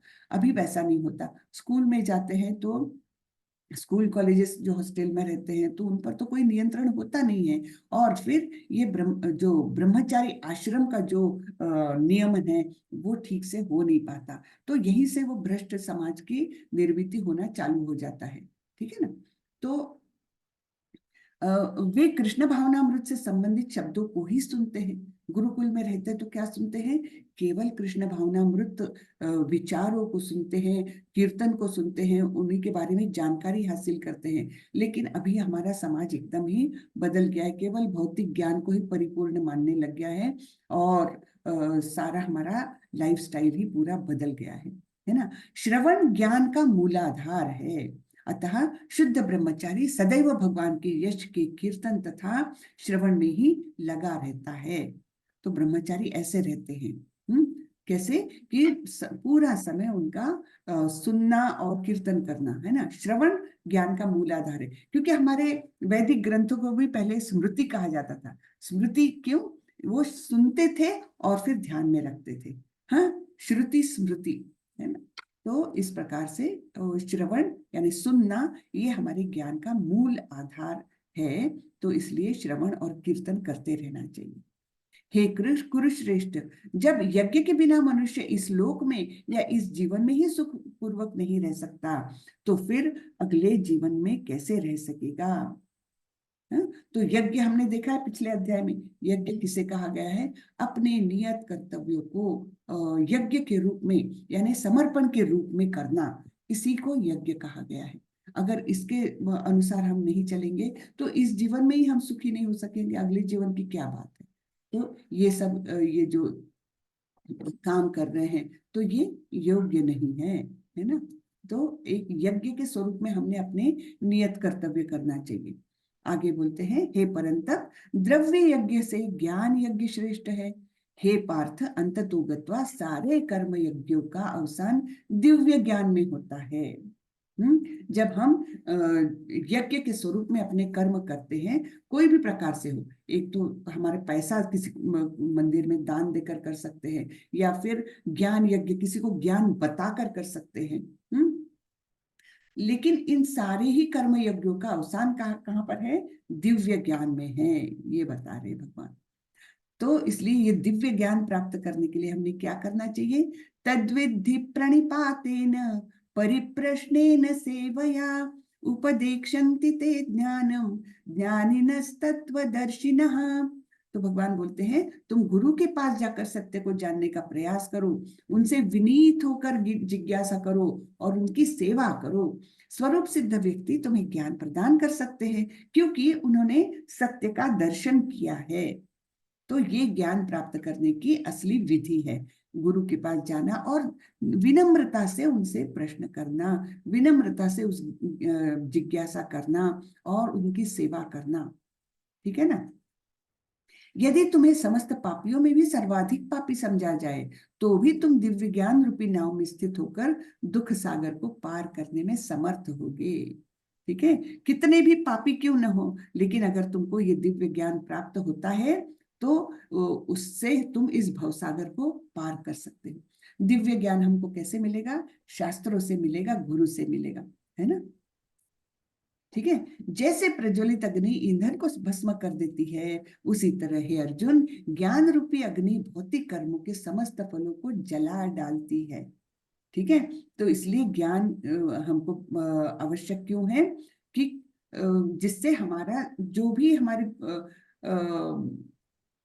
भौतिक कर्म है, जो कर्म बंधन उत्पन्न कर सकते हैं, वो सारे उसमें स्वाहा हो जाएंगे, उसमें खत्म हो जाएंगे। ठीक है ना। श्रद्धा वालभते ज्ञानम तत्पर संयतेन्द्रियः ज्ञानम लब्ध्वा पराम शांतिम अचिरेणाधिगच्छति। जो श्रद्धालु दिव्य ज्ञान में समर्पित है और जिसने इंद्रियों को वश में कर लिया है, वह इस ज्ञान को प्राप्त करने का अधिकारी है और इसे प्राप्त करते ही वह तुरंत आध्यात्मिक शांति को प्राप्त करता है। तो यहाँ जो जो श्रद्धालु है, यानी मन में पहले तो श्रद्धा रहनी चाहिए, वो दिव्य ज्ञान के प्रति समर्पित है और इंद्रियों को उसने वश में कर लिया है, तो वो इस प्रकार के आध्यात्मिक शांति को प्राप्त कर सकता है। ठीक है ना। योग संन्यस्त कर्माणम ज्ञान संचित्न संशयम आत्मवंतम न कर्माणि निबंधन्ति धनंजय। जो व्यक्ति अपने कर्म फलों का परित्याग करते हुए भक्ति करता है और जिसके संशय दिव्य ज्ञान द्वारा विनष्ट हो चुके हैं, वही वास्तव में आत्मपरायण है। हे धनंजय, वह कर्मों के बंधन से नहीं बनता। तो कर्म के बंधन से जब नहीं बनता तो वो कर्म योग हो गया, है ना। कर्म योग के द्वारा, योग शब्द का अर्थ क्या है? योग शब्द का अर्थ है जुड़ना। और किससे जुड़ना है? हमें हमें जुड़ना है परमेश्वर से। ठीक है ना। तो या तो कर्म के द्वारा योग करो, यानी भगवान से जुड़ो, या तो ज्ञान के द्वारा योग करो, यानी ज्ञान के माध्यम से भगवान से जुड़ो, है ना। अलग अलग ये रास्ते हैं। तो इस प्रकार कर्म फल का त्याग कर दिया है और उसके मन में कोई संशय नहीं है, उसको पता है मेरे जीवन का लक्ष्य क्या है, तो दिव्य ज्ञान है उसको, तो वही फिर क्या है? आत्मपरायण है, यानी सेल्फ रियलाइज्ड जिसको बोलते हैं ना, वो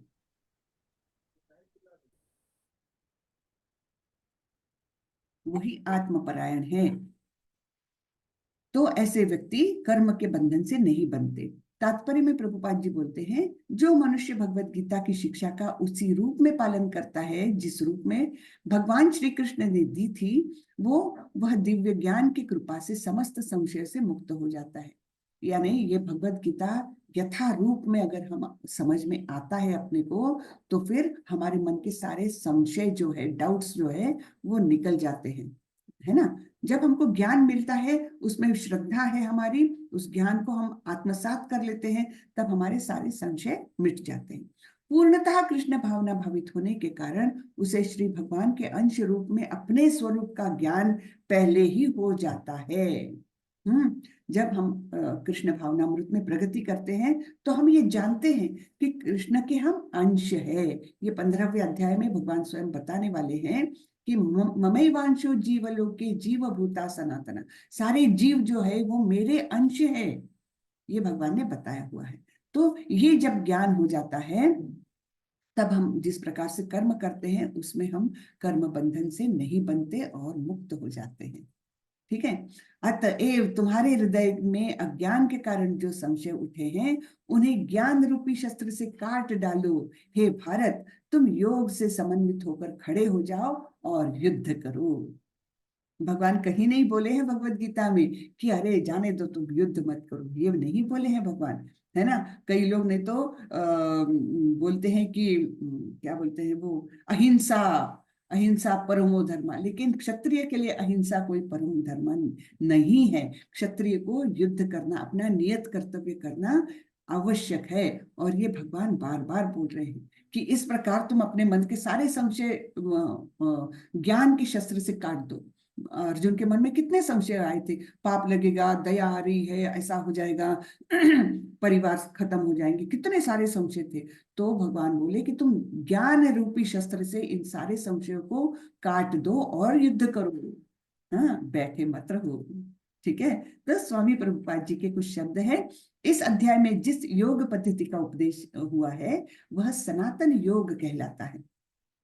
इस युग में इस योग में दो तरह के यज्ञ कर्म किए जाते हैं। एक तो द्रव्य का यज्ञ और दूसरा आत्मज्ञान का यज्ञ, जो विशुद्ध आध्यात्मिक कर्म है।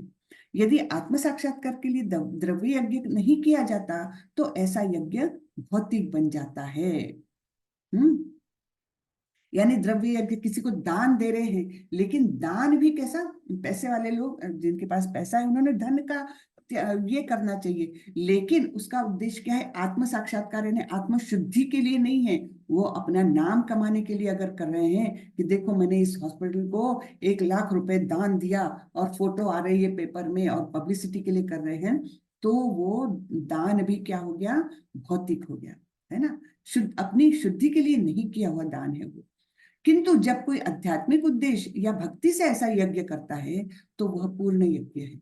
आध्यात्मिक क्रियाएं भी दो प्रकार की होती है। आत्मबोध यानी अपने स्वरूप को समझना, तथा श्री भगवान विषयक सत्य। जो भगवत गीता के मार्ग का पालन करता है वह ज्ञान की इन दोनों श्रेणियों को समझ सकता है। दो मार्ग कौन से बताए हैं, एक तो स्वयं के बारे में जानना, मैं कौन हूँ, मैं क्यों यहाँ आया हूँ, मेरे ऊपर इतने दुख क्यों आ रहे हैं, या दूसरे लोग जो दुखी है वो दुखी क्यों है ना। ये सब जानने की एक क्रिया होती है। और दूसरी है भगवान के विषय में जानना। लेकिन भगवत गीता में ये दोनों ही हमारे मार्ग सफल हो जाते हैं। हाँ, उसके लिए भगवान के अंश स्वरूप आत्मज्ञान को प्राप्त करने में कोई कठिनाई नहीं होती। ऐसा ज्ञान लाभप्रद है क्योंकि ऐसा व्यक्ति भगवान के दिव्य कार्यकलापों को समझ सकता है। इस अध्याय के प्रारंभ में स्वयं भगवान ने अपने दिव्य कार्यकलापों का वर्णन किया है ना। शुरुआत कैसे हुई है कि मैंने विवस्वान को, सूर्यदेव विवस्वान को ये ज्ञान दिया था, और ये वंश परंपरा से चलता आ रहा ज्ञान लुप्त हो गया है बीच में। इस प्रकार खुद का दिव्य वो बताया था। और ये भी बताया था कि जन्म कर्म च मे दिव्यम, है ना, मेरा जन्म और कर्म दोनों भी दिव्य होते हैं। इस प्रकार उनका वर्णन किया है। तो जो व्यक्ति गीता के उपदेशों को नहीं समझता वह श्रद्धा विहीन है, और जो भगवान द्वारा उपदेश देने पर भी भगवान के सच्चिदानंद स्वरूप को नहीं समझ पाता, तो यह समझना चाहिए कि वह निपट मूर्ख है। कृष्ण भावनामृत के सिद्धांतों को स्वीकार करके अज्ञान को क्रमशः दूर किया जा सकता है। कितना सुंदर लिखा है प्रभुपाद जी ने, है ना। चलिए, हरे कृष्ण। आज का अध्याय खत्म हुआ। किसी को कुछ प्रश्न पूछना है तो पूछिए। हरे कृष्णा। अगर किसी का कोई प्रश्न है तो हैंड रेज कर सकते हैं। हरे कृष्णा। ओम प्रकाश प्रभु जी, अनम्यूट कीजिए। हरे कृष्णा माता जी, दंडवत प्रणाम। माता जी, हरे कृष्ण। एक प्रश्न था। वो जी। हवन हवि का क्या अंतर में समझ में नहीं आया मेरे को। हाँ, हवन और हवि यानी कि आप ही उसका हवि यानी क्या, जो हवन में डाला जाता है, जिसको समर्पण करते हैं। तो समर्पण भी तुम हो, और किसमें समर्पण कर रहे, आत्मरूप तुम ही हो, यानी भगवान के अंश रूप तुम ही हो। तो अपने आप को पूरी तरह से भगवान के प्रति समर्पित करना, तो वो भी तुम हो, समर्पित होने वाले भी तुम हो। ऐसा एक वो सिमिली बताई है कि पूर्ण रूप से समर्पित हो जाओ। समर्पण ग्रहण करने वाले भी तुम ही हो, भगवान को दे रहे हो। इस प्रकार से समझाया गया है वहां पर। ठीक है माता जी, हरे कृष्ण। हरे कृष्ण प्रभु। हरे कृष्णा सागर प्रभु जी, अपना प्रश्न पूछिए। हरे कृष्ण माता जी। हरे कृष्ण प्रभु। आपने आज गुरु के बारे में बोला था, तो गुरु की पहचान कैसे हो? मतलब कहते हैं कि जैसे कि दत्त गुरु थे, उन्होंने 40 गुरु बनाए थे, लेकिन एक गुरु जी थे जिन्होंने जो सतगुरु बने थे उनके। तो किस तरह पहचान हो गुरु की, जैसे कि हम बोल सके कि हाँ, इनको हमें गुरु बनाना चाहिए? जी प्रभु, इसके बारे में भगवत गीता में यथारूप अगर आप पढ़ेंगे तो प्रभुपाद जी ने 2-3 बार उसको रिपीट किया है। गुरु होना चाहिए प्रामाणिक गुरु। प्रामाणिक किसे कहेंगे? उसके 2 क्राइटेरियन हैं। हाँ, एक तो प्रामाणिक यानी उनको गुरु शिष्य परंपरा से ज्ञान प्राप्त होना चाहिए। जैसे हम किसी डॉक्टर के पास जाते हैं तो डॉक्टर को पहले हम उनका सर्टिफिकेट देखेंगे कि हाँ, इन्होंने कौन से यूनिवर्सिटी से अपनी पदवी ली है ना, अपनी डिग्री ली है, कहाँ से ली है। यानी उनके गुरु भी डॉक्टर ही थे कि नहीं, कि ऐसे ही आर्ट्स कॉलेज में जाके और डॉक्टर लिखने लग गए और ट्रीट करने लग गए, ऐसा तो नहीं है ना। तो गुरु शिष्य परंपरा, परंपरा एक बहुत ही महत्वपूर्ण चीज है, क्योंकि उसी से शुद्ध ज्ञान नीचे तक आ सकता है। ऐसे ही या स्वयं प्रकाशित गुरु, अपने मैं ही मेरा गुरु हूँ, ऐसा बोलने वाले भी आजकल बहुत हैं कि मेरे गुरु कोई नहीं, मैं ही हूँ। तो ये ऐसे लोग भी, उनको कभी भी गुरु नहीं बनाना चाहिए। जो ज्ञान आता है वो गुरु शिष्य परंपरा से आया हुआ ज्ञान ही सत्य ज्ञान है। ठीक है, एक क्राइटेरिया ये हुआ। और दूसरा दूसरा उन गुरु ने स्वयं सत्य को मतलब उसका अनुभव किया है। हाँ, तो ऐसे गुरु बहुत रेयर है। और भगवान ने ये भी कहा है कि जब तुम आध्यात्मिक जगत में प्रवेश करते हो, वहां पर प्रगति करने के इच्छुक हो, तो भगवान स्वयं ऐसे सिद्ध गुरु को आपके पास भेजता है। अपने आप में आते हैं वे। और ये मतलब बहुत आश्चर्यजनक बात लगती है, लेकिन ये सत्य है कि हम अगर कोई चीज की इच्छा करते हैं, बहुत तीव्र इच्छा करते हैं, तो कहीं ना कहीं भगवान उसको पूरा करने में हमारी सहायता करते हैं। तो हम जब आध्यात्मिक जगत में, हमें कृष्ण के बारे में उत्सुकता है, जिज्ञासा पैदा हो गई है और बहुत तीव्र इच्छा है कि मुझे जानना है इस भगवत गीता में क्या लिखा है, अपने आप कहीं से न कहीं से आपको उन गुरु के दर्शन हो जाएंगे, उन गुरु के संपर्क में आप आ जाओगे, है ना। तो ये भी है। तो 2 क्राइटेरियन मैंने बताया, एक तो गुरु शिष्य परंपरा से प्राप्त किया हुआ ज्ञान और सत्य का दर्शन। ये 2 चीज जो व्यक्ति में है वो गुरु बनाने लायक है, हाँ, अन्यथा नहीं। ऐसे ठीक है प्रभु। हाँ, हरे कृष्ण। हाँ, अब छोटी सी चीज ले लेंगे। जैसे मेरे भी बारे में मैं बताती हूँ कि थोड़ी इच्छा थी मुझे भगवत गीता के बारे में जानने की, थोड़ा सा पढ़ा भी मैंने। इच्छा तो जागरूक थी कि नहीं, कोई डिटेल में हमने थोड़ा सा पढ़ना चाहिए। अपने आप पता नहीं कहाँ से ये इस्कॉन की लिंक मुझे मिल गई। एकदम शुरू शुरू में जब कोरोना चालू हुआ था, तब ये कोर्सेज चालू हुए थे। पता नहीं किसने, कोई तो भी थर्ड व्यक्ति ने, मतलब ऐसे मेरे पास वो लिंक आ गई। मैंने ऐसी उत्सुकतावश वो ज्वाइन किया। उसके बाद इतनी रुचि आने लग गई। और मेरे जैसे ऐसे लाखों लोग हैं जो इस्कॉन से इस प्रकार से जुड़े हैं कोरोना के समय में। तो ये ऐसा ही है कि भगवान ने भेज दिया, है ना। मैंने तो कोई कोशिश नहीं की, मैंने तो घर के बाहर गई भी नहीं, लेकिन भगवान ने मुझे ये एक मार्ग बता दिया। तो ये हम सभी के साथ होता है। अब आगे अपने को डिसाइड करना है, हमें आगे जाना है कि नहीं जाना है, ये तो भगवान हम ही पर छोड़ेंगे। तो अपनी इच्छा, अपना काम फिर आगे हमें ले जाएगा, है ना प्रभु। हरे कृष्णा। अवधेश प्रभु। हरे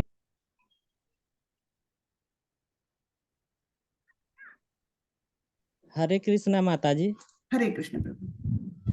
माता जी, मेरा ये सवाल था, जो भगवान कृष्ण जी ने जो 4 भागों में बांटे हैं समाज को, जी। ब्राह्मण, शूद्र, वैश्य, तो ब्राह्मण, क्षत्रिय, शूद्र और वैश्य और शूद्र। जी।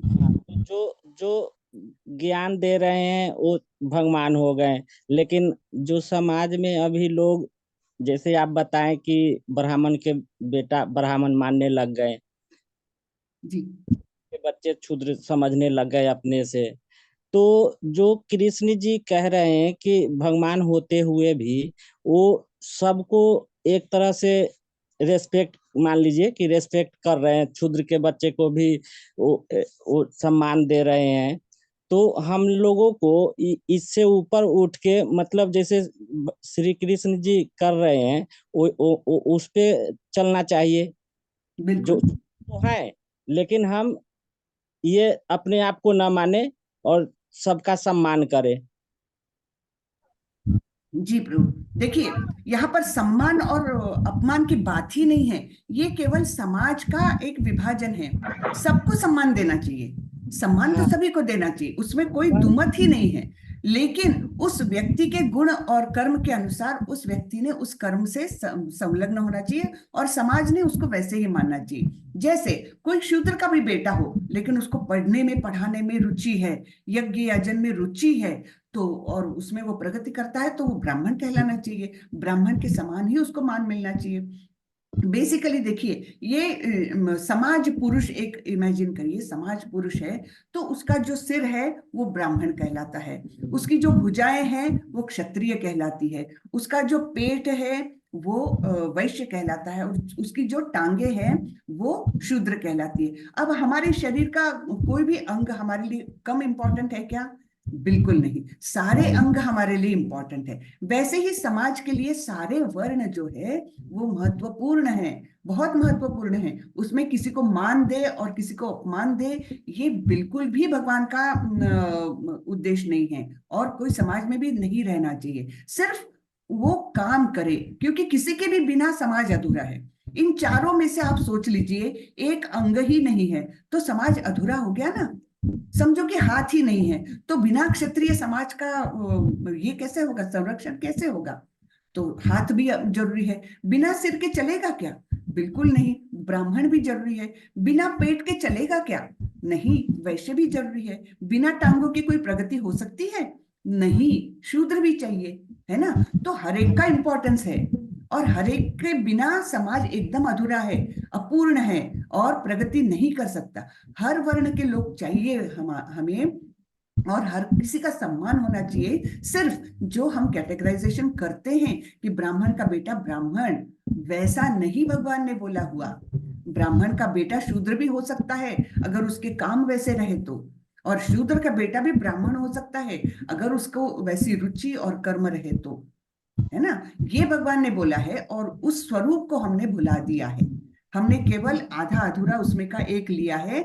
चातुर्वर्ण मया सृष्टम, चार वर्ण होते हैं, वैसे उतना ही हमने एक्सेप्ट किया। आगे का भगवान ने क्या बोला उसको हमने निग्लेक्ट किया है।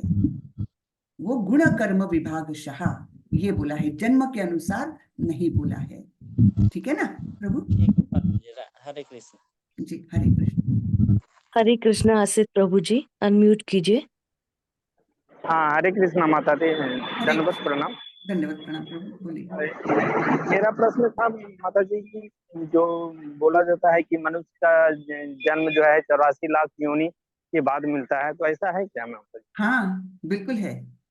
84 लाख योनियों में कहाँ कहाँ भ्रमण करते हुए हम आए, और सबसे अच्छा पड़ाव जो है वहां पर हम अभी आए हैं। सबसे अच्छा पड़ाव है ये। क्यों अच्छा है? क्योंकि यहीं पर केवल जी पॉसिबिलिटी है कि हम अपने कर्मों के प्रति रिस्पॉन्सिबल रहे, और हमारा उद्देश्य, जीवन का उद्देश्य क्या है वो जान करके वैसे कर्म करें। ये केवल मनुष्य जन्म में पॉसिबल है, बाकी नहीं।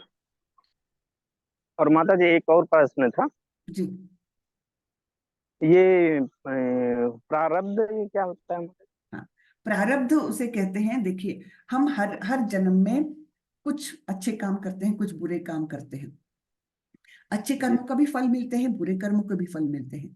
लेकिन अनजाने में, जाने अनजाने में हमसे बुरे कर्म बहुत सारे हो जाते हैं, और उसके जो फल मिलते हैं वो एक प्रारब्ध रूप में, हम संचित कर्म फल के रूप में वो दबे रहते हैं, और वो फल धीरे धीरे फलित हो जाते हैं। जैसे हमने बहुत सारे पेड़ बोए, बहुत सारे बीज डाले, अलग अलग प्रजाति के, है ना, बहुत सारे बीज डाले, तो हर पेड़ को उगने में टाइम लगता है।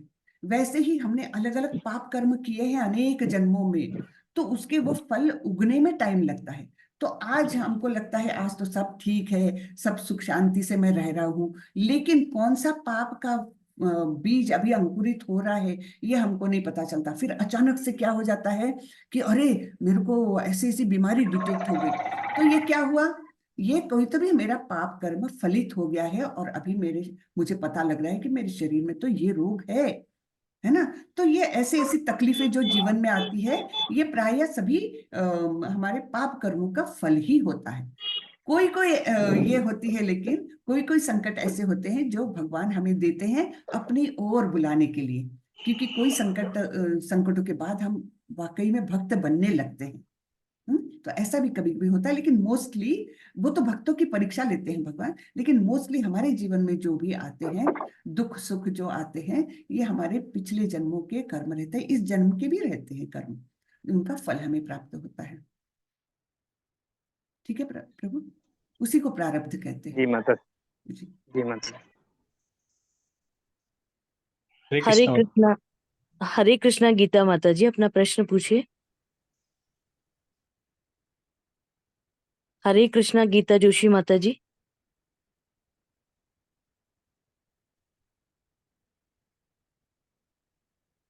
हरे कृष्णा अंजना माता जी। हरे कृष्णा माता जी। हरे कृष्णा, बोलिए माता जी। माता जी, मेरा प्रश्न ये है कि जैसे हम गृहस्थ जीवन में रह रहे हैं, जी तो हमारा कर्म ये बनता है कि हम अपने परिवार की सेवा करें, पालन पोषण करें, उनको हर चीज जिसमें उनको मतलब खुशी हो वो उपलब्ध करवाएं। तो माता जी, मेरे मन में ये दुविधा है कि जैसे हम अपने परिवार में रह के कर्म तो कर रहे हैं, पर हमारे मन में कुछ आसक्ति भौतिक चीजों को लेकर आ जाती है कि हम अपने परिवार को ये उपलब्ध करवाएं, ये अच्छा मतलब उनको रहन सहन दें। तो इसमें मुझे ये है कि वो तो एक आसक्ति हो गई ना भौतिक चीजों में, तो हम कैसे मतलब भक्ति और वो उसे उसे अलग अलग कर सके अपने मतलब इस जीवन में। जी जी माता जी, बहुत अच्छा है आपका प्रश्न।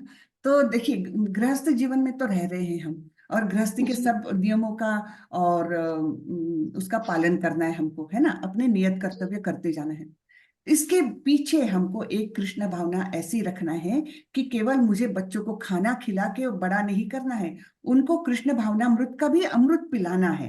क्योंकि माँ बाप का कर्तव्य केवल ये जीवन पार करवा दे, उनको अच्छी शिक्षा दे, अच्छी नौकरी लग गई, हो गया मेरा कर्तव्य हो गया, ये नहीं है। माँ बाप का कर्तव्य है उनको भगवत भक्ति, उनको जीवन का उद्देश्य क्या है इसके बारे में भी ज्ञान देना, ये माँ बाप का कर्तव्य है। तो एक तो वो कर्तव्य करते हुए हम अपनी भक्ति भी बढ़ा सकते हैं। जैसे बच्चों के लिए, अगर बच्चों के मन में भगवत प्रेम निर्माण करना है, तो आपको पूजा पाठ करना जरूरी है, तब उनमें भक्ति जागेगी। आपको भगवान को भोग चढ़ाना जरूरी है, जिससे कि आप उनको प्रसाद खिला सके। और प्रसाद का महत्व बहुत ज्यादा है। प्रसाद इतने सूक्ष्म तंतु अपने ब्रेन में निर्माण करता है कि जिससे भक्ति अपने आप डेवलप होती है। कितना भी नास्तिक व्यक्ति हो, अगर रेगुलरली उसको थोड़ा थोड़ा प्रसाद उसको बिना बताए खिलाया जाए ना, तो उसके मन में कुछ बदलाव आने लगते हैं।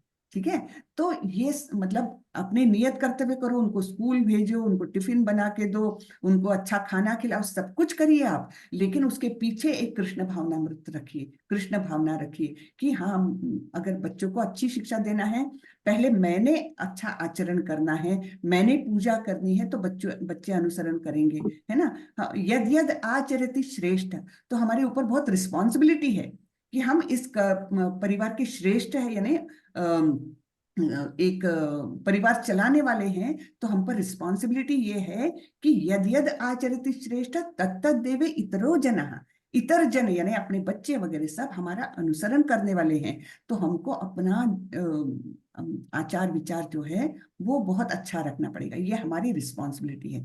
केवल उनको धन संपत्ति, उनको अच्छा स्कूल, उनको अच्छी कार अवेलेबल कराओ, ये नहीं है हमारा कर्तव्य। उनका जीवन वाकई में अच्छा कब होगा, जब उनके मन में भक्ति रहेगी तभी। नहीं तो वो भी मतलब बस हमारा जीवन ये थोड़ी ना है कि चलो हमने पढ़ लिख लिया, नौकरी कर ली, बहुत अच्छा पैसा जमा किया, बहुत अच्छा घर करके दिया बच्चों को, हर बच्चे के नाम से इतना इतना पैसा कर दिया और मर गए। बस ये हमारे जीवन का उद्देश्य नहीं है। हमारे जीवन का उद्देश्य है ना केवल खुद की आत्मोन्नति करना, न केवल हमने भक्ति में प्रगति करना, बल्कि उनको भी वो राह पर लाना, ये हमारा बहुत बड़ा कर्तव्य है। हाँ, एक इसके बारे में श्लोक भी है भागवतम में, बहुत ही अच्छा सुंदर श्लोक है। उसमें बताया है कि अगर आप माता पिता हो या अगर आप गुरुजन हो, हाँ, तो आपका कर्तव्य है कि आप अपने बच्चों को या अपने शिष्यों को आत्मोन्नति के मार्ग पर ले जाए, अन्यथा आप वो कहलाने के लायक ही नहीं हो। यानी अगर हम माँ बाप हैं तो हम माँ बाप कहलाने लायक नहीं है अगर हम उनको ये शिक्षा नहीं देते कि इस जीवन का उद्देश्य क्या है। जीवन का उद्देश्य केवल बहुत सारा पैसा कमा के और नाम कमा के और मर जाना, ये हमारे जीवन का उद्देश्य नहीं है। फिर अगला जन्म कुत्ते बिल्ली का बने मिलेगा तो फिर पता नहीं कितनी योनियों में घूमते हुए फिर हमको मनुष्य जन्म प्राप्त होगा। इसलिए इसी जन्म में हमारा माँ बाप का ये कर्तव्य है कि उनको सही राह पर दिखाना। बाकी तो सब चलता है, बाकी पैसा कमा लेंगे, अच्छी शिक्षा मतलब भौतिक शिक्षा अच्छी प्राप्त कर लेंगे, वो तो चलेगा, लेकिन उसका बेस ये रहना चाहिए, है ना। तो ये माता जी, कर्तव्य जी। धन्यवाद माता जी। हरे कृष्णा। हरे कृष्णा। हरे कृष्णा गीता हरे जोशी कृष्णा माता माता जी। जी। हरे कृष्णा माता जी, मैं उनका पति बोल रहा हूँ। जी और जी प्रभु। माता जी, मेरा क्वेश्चन ये है कि माता जी ने हमको बताया था कि हमें क्रोध नहीं करना चाहिए, हमें झूठ नहीं बोलना चाहिए, छल कपट नहीं करना चाहिए। तो मेरा कहना यह है कि जब बाहर वाले हमको झूठ छल कपट करते हैं तो हमारे मन में एक ईर्ष्या भाव आता है। तो उस ईर्ष्या भाव में हम भगवान की पूजा करते हैं, तो क्या भगवान उसको एक्सेप्ट करते होंगे? और नहीं तो फिर हमको क्या करना चाहिए कि हमारे मन में ऐसे भाव ना आए? जी प्रभु। देखिए, एक तो सबसे पहले तो ये जान लीजिए कि हम दुनिया को नहीं बदल सकते, हम अपने आप को बदल सकते हैं, दुनिया को हम कुछ नहीं कर सकते। ठीक है, ये एक तो जान लीजिए। तो दूसरा, अगर छल कपट करे तो मुझे जब जान रहा हूं मैं कि ये गलत रास्ते जा रहा, तो मैंने उसका अनुसरण करना चाहिए क्या? नहीं, वहां से हट जाइए, मेंटली भी और फिजिकली भी हट जाइए। जहां ये पॉसिबल नहीं है वहां उसको निग्लेक्ट करिए, कि आप फिजिकली वहां से नहीं हट सकते, उस व्यक्ति से दूर नहीं जा सकते, उसको निग्लेक्ट करिए। अपने मन को संतुलित रखिए, मन में शांति बनाए रखिए। और ये पॉसिबल होता है जब हम माला जप करने लगते हैं। उसकी जब हम हमारी तन्मयता आती है, ध्यान हमारा केंद्रित होने लगता है, तब धीरे धीरे मन ऐसा शांत होता है कि दूसरा कुछ भी बोले हम पर असर नहीं आता। जैसे हम रेनकोट पहन के जाएं बरसात में तो हम गीले नहीं होते ना, बस वैसे ही वो रेनकोट हमारे ऊपर चढ़ जाता है एक प्रकार से, और हम अपना जीवन अच्छे से सुचारू रूप से चला सकते हैं। दूसरों ने क्या बोला, दूसरों ने क्या किया, इससे मुझे कुछ लेना देना नहीं रहना चाहिए। मैं मेरे मन में शांति बनाए रखूं, मैं मेरे मन में भक्ति बनाए रखूं, ये मेरा परम कर्तव्य है इस जीवन में करने का, है ना। तो इसलिए दूसरों को रिएक्ट करके हम अपने आप को खराब ना करें। दूसरों ने कुछ बोला तो उसको रिएक्ट करते तो हम तो वो ठीक नहीं है ना। हमने उससे ऊपर उठना है। ठीक है प्रभु। धन्यवाद माता जी। जी प्रभु। हरे कृष्ण। सुधीर पारसी प्रभु जी अपना प्रश्न पूछे। श्री कृष्णा माता जी, हरे दंडवत कृष्ण। प्रणाम। मैं सुधीर पसारी बोल रहा हूँ। जी प्रभु, आपको जानती हूँ मैं, बोलिए प्रभु। हाँ माता जी, मेरे का ये कहना था कि यद्यपि मैं 1.5 साल से जुड़ा हूँ, बहुत बार मैंने इसको सुना है, कई अध्यायों को, जी प्रभु। लेकिन माता जी हर बार नवीनता लगती है और भूल भी जाता हूँ। तो ये होता है। भूलूं ना, इसके लिए क्या करूं? क्या बताऊं प्रभु। आप मैं जानती हूँ आप बहुत सालों से लगे हैं, बहुत क्लासेस अटेंड जब करते हैं। माला भी करता हूँ माता सब जी, करते आजकल हैं। जी जी जी। पूरी नहीं तो बस अगर भूल जाते हैं तो बार बार करिए, और तो कोई मार्ग नहीं है ना। हाँ, बार बार करें। वो आपको ऐसा लगता होगा आप भूल गए, लेकिन वो रहता है कहीं तो भी स्मरण हाँ, में मुझे रहता है। मोटी चीजें तो सब मालूम रहती हैं, लेकिन हम्म। बारीकियां मतलब जो है, जी प्रभु। कई वर्ड्स ऐसे होते हैं ना, जी जी प्रभु। होता है। समझने लग गया हूँ। क्षेत्र क्षेत्रज्ञ और सब हाँ, आगे अध्यायों के है ना। Very good. हाँ तो यही है माता जी, लगा हुआ हूँ। हाँ, बस भगवत भक्ति में लगे रहना है जीवन के अंत तक, है ना। अंत काल ही तो हमारी परीक्षा है, तो तब हमें स्मरण आ जाए भगवान का, बस फिर सफल है हमारा जीवन, बिल्कुल। बाकी कुछ नहीं, है ना। चलिए, हरे और कृष्ण। वैष्णव भजन माता जी मैंने सीखे हैं, जी वो किताब भी है मेरे पास। जी मैं कोशिश करके आपको सुनाऊंगा ग्रुप जी में। प्रभु जी। हरे कृष्णा। चलिए आज हरे यहीं खत्म करते हैं। वाचा माता जी। कल्पतरुभ्यश्च कृपा सिंधुभ्यैव च पतितानां पावनेभ्यो वैष्णवेभ्यो नमो नमः। अनंत कोटि वैष्णव वृंद की जय। श्रीला प्रभुपाद की जय। हरे कृष्णा। हरे कृष्णा सभी हरे को। कृष्णा, हरे कृष्णा। हरे कृष्णा हरे माता जी, दंडवत प्रणाम। हरे कृष्णा। हरे कृष्णा माता जी। हरे कृष्णा।